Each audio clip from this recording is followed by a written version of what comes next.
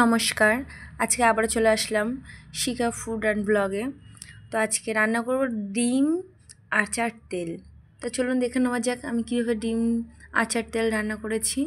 তো প্রথমে কড়াতে তেল দিলাম, লবণ দিলাম, হলুদ দিলাম, দেওয়ার পরে ডিমটা সিদ্ধ করে রেখেছি, সিদ্ধ করে আমি কেটেও রেখেছি, মানে চিড়ে চিড়ে রেখেছি, ওইগুলো আমি তেলে দিয়ে দেবো।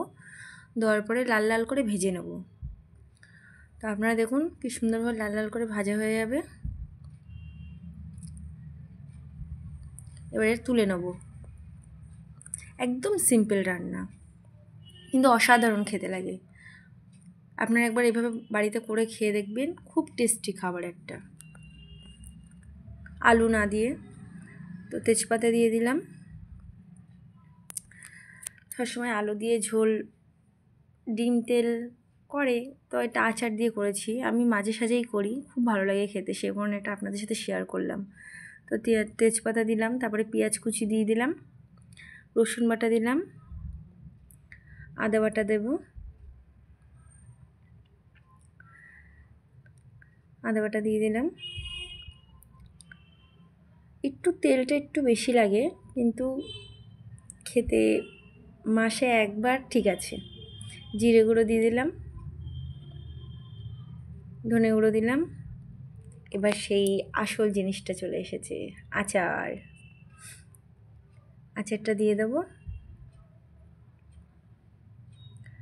এটা আমার বাড়িতে বানানো আচার। এবার ওটা আমি নিয়েছি, ওটা আমি চামচ দিয়ে তুলতে পারিনি, সেখানে হাত দিয়ে তুলেছি। তো যখন এটা ভালোভাবে কষানো হয়ে গেছে, এর মধ্যে আমি ডিমগুলো এবার দিয়ে দেবো। আমি এখানে 5টা ডিম নিয়েছি, সেই অনুযায়ী আমি সব কিছু অ্যাড করেছি। দেখুন দেখতে কতটা সুন্দর হয়েছে, খেতে অসাধারণ লেগেছিল গাইস।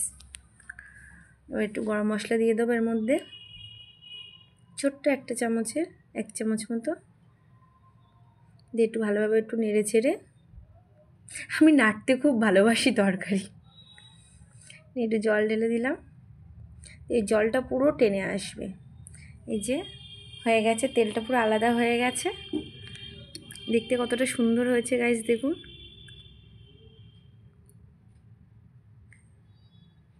তেলটা পুরো আলাদা হয়ে গেছে, দেখতে পাচ্ছেন। এবার এটা আমি নামিয়ে নেব।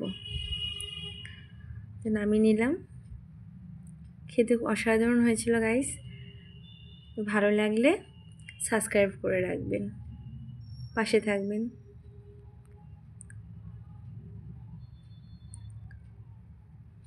খুব সুন্দর হয়েছে দেখতে,